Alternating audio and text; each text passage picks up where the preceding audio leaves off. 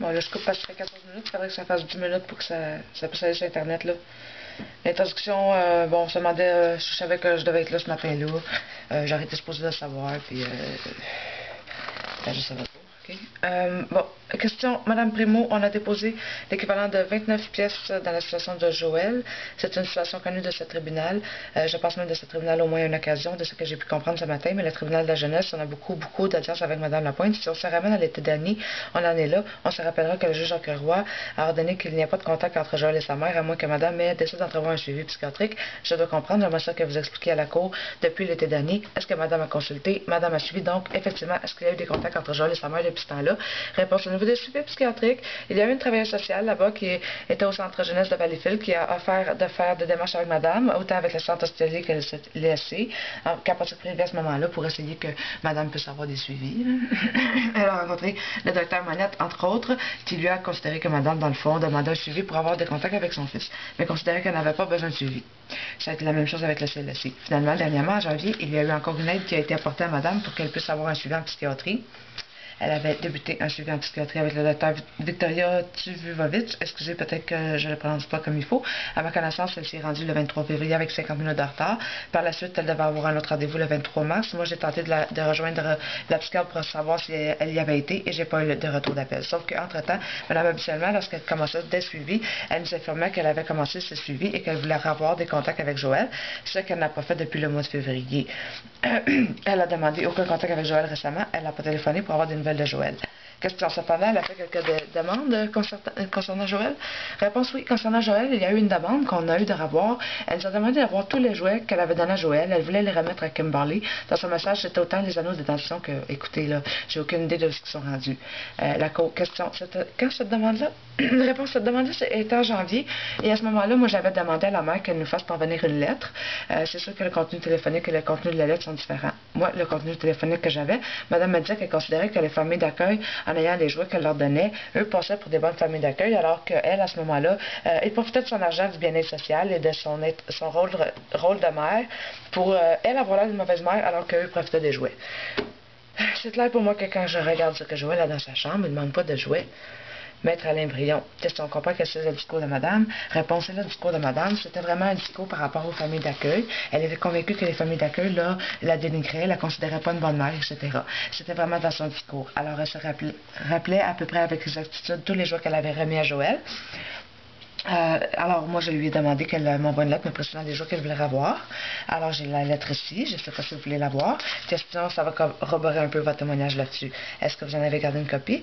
Réponse, La cour, quant à l'état d'esprit de Madame, réponse, elle voulait même avoir les jouets que sa propre mère lui avait remis à Joël. Elle me demandait aussi de prendre des photos lorsque je remettais les jouets à Joël. Alors, si vous voulez voir le Joël avec ses cadeaux qu'il recevait, j'ai les photos aussi.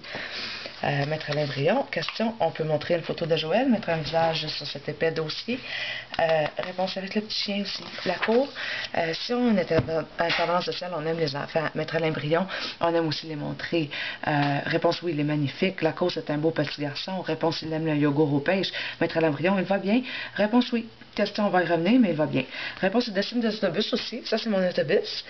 Question, alors, donc, Madame Lapointe, est-ce que vous seriez d'accord avec moi pour dire que dans la dernière année, minimalement, et voire depuis maintenant, même la naissance de Joël, la situation, le mode de vie de Madame n'a pas changé réellement depuis?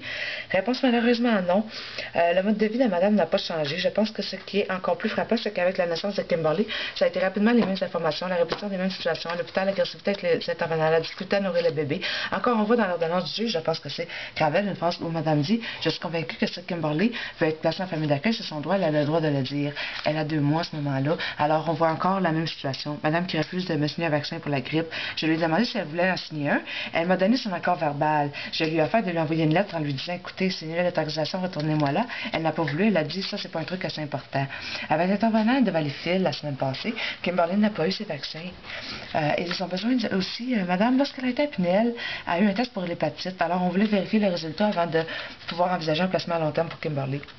La mère, l'intervenante, s'est rendue à la maison. Elle était en compagnie d'un homme, en tout cas, qui n'était pas le conjoint actuel de madame. Et elle a refusé. Elle a dit que c'était pas le bon temps pour venir signer les autorisations. Ça, c'est la semaine passée. Ça fait que ce qu'on voit, c'est toujours malheureusement la même répétition. C'est une dame qui, en quelque part, n'arrive pas à prendre soin d'elle, n'arrive pas à régler son problème de toxicomanie. Le suivi psychiatrique, c'est clair pour elle que c'était pour avoir des contacts avec ses enfants.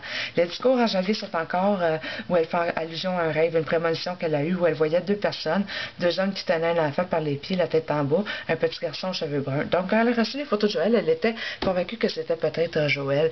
Elle était convaincue que c'était peut-être Joël. Alors, mélanger l'âge de Joël, penser que ça va falloir sont assez vieux pour réfléchir par eux-mêmes, alors qu'un a 2 ans, puis l'autre est rendu, je pense, à 4 mois, à peu près. Alors, c'est dommage, mais c'est une dame qui n'a pas pris soin d'elle et qui n'a pas fait les mesures qu'il fallait. Question parfaite. Maintenant, on l'a vu dans les photos. Parlez-nous de Joël et parlez-nous de son attachement dans le milieu actuel, qui, j'imagine, veut toujours poursuivre dans le cadre, après l'admissibilité, dans le cadre de la requête en ordonnance de placement et de l'adoption finale. Réponse oui, c'est clair qu'il les attend avec impatience mon téléphone à la sortie d'aujourd'hui. Alors, il savait que ça avait lieu aujourd'hui. Alors, Joël, c'est un enfant qui était très vigilant quand il est arrivé dans la famille d'accueil. C'est un enfant insécure et demeure encore vigilant. C'est un enfant qui, lorsqu'on dépassait la maison, la cour, il avait quel âge? Réponse à peu près 1 an. Alors, quand on dépassait la maison pour aller faire une commission, il disait maison, il pleurait et demandait à revenir à la maison. C'était très important pour lui. C'est un enfant qui, moi, quand j'ai commencé à faire des rencontres, restait très tranquille. C'est un enfant actif, puis pas à peu près, mais il restait très tranquille et il regardait, j'étais qui, moi, là, dans la maison, assise dans le salon, en train de parler avec ses parents qui bougeaient pas, qui regardaient passer la parade. Alors, il a fallu qu'on modifie les situations. Maintenant, moi, je vais souper avec eux, puis à ce moment-là, là, son chat, il parle, il raconte des histoires. C'est un enfant qui est attaché à son chat, Maggie, la plus vieille, et puis qui a des chiens. Et là, son arrivement, c'est très clair qu'il est en lien très proche avec les parents d'accueil. Et là, sa chambre, ses jouets, c'est un enfant qui va très bien. À la garderie, la première intégration à la garderie, parce qu'ils ont été très longtemps en congé parental, pleurait tout seul, silencieusement, parce que se demandait bien si ses parents étaient pour revenir le chercher le soir. Alors, il y a eu beaucoup de choses qui ont été faites avec eux. Ils font beaucoup d'activités les fins de semaine. Ils sont vraiment à 3, ils privilégient. Ils viennent de commencer à faire des sorties à l'extérieur comme parents, aller prendre un café à l'extérieur et en le faisant garder. Alors, la gardienne a été choisie, la mère de la gardienne a été rencontrée, tout a été mis en place, et tout ça pour une sortie de 2 heures, puis l'appel entre-temps. Mettant à l'embryon, c'est inhabituel. Réponse oui, oui, ce sont de très bons parents. Je pense que Joël a besoin des limites parce qu'il peut décider qu'il lance tous ses jouets à travers l'auto. Alors, à un moment donné, les jouets étaient tous rendus dans la valise. Ça fait qu'il voulait avoir son auto bleue. Puis là, son père lui a dit, je sais pas où elle est. Il a dit, elle est dans la valise. C'est un enfant qui est rendu dans le monde imaginaire. Il peut jouer avec son autobus, se mettre à terre, puis là, il peut embarquer les personnages qu'il veut. Si jamais il veut aller au McDonald's, il va dire « Je pense que Joël aimerait ça aller au McDonald's ». Il est très verbal. Il fait des phrases complètes, puis tout ça. Ces parents-là, moi, je pense qu'ils savent très bien l'encadrer. Ils en prennent soin, il est proche d'eux. Ils sont capables de lui mettre des limites. Ils lui laissent pas faire n'importe quoi. Ça fait qu'il n'a pas le droit de question. Donc, le dernier contact avec Mme Lapointe remonte à... c'est ça. J'avais vu février 2005. Bon, là, ça demande 2005 ou 2006. C'était 2005. C'est ça, au début. Fait que, parce que j'avais pas de temps.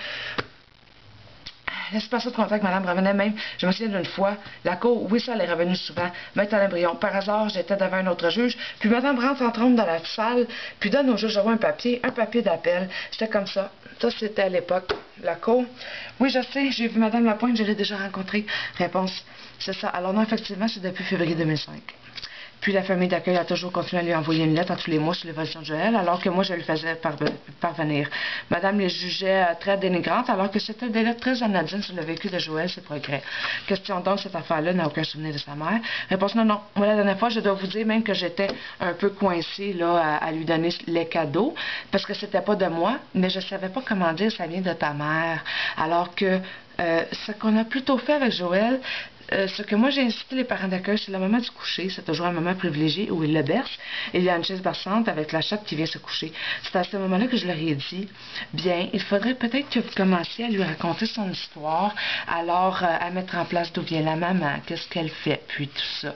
Alors il la raconte pas tous les soirs, mais il la raconte à l'occasion. Joël, à un moment donné, a posé quelques questions. Puis après ça, c'est pas revenu, non. Au niveau de Joël, c'est de cette façon-là qu'on a fait l'histoire de Joël. Question très bien. Maître Léon, je n'ai pas d'autres questions à poser, évidemment. Avec l'ensemble de la preuve, la cause, ça va, merci. Fait que c'est ça. Là, Maître Léon, nous avons définitivement rencontré le fardeau de la preuve. Madame la juge puis a dit que j'avais même accordé, là, dans la cause à ma fille, qui m'avait enlevé au moment où ça passait. Je venais de me faire enlever ma fille aussi. C'est la partie d'une calomnie à cause de mon fils. Fait que, comme ça que mon fils a été rendu admissible à l'adoption.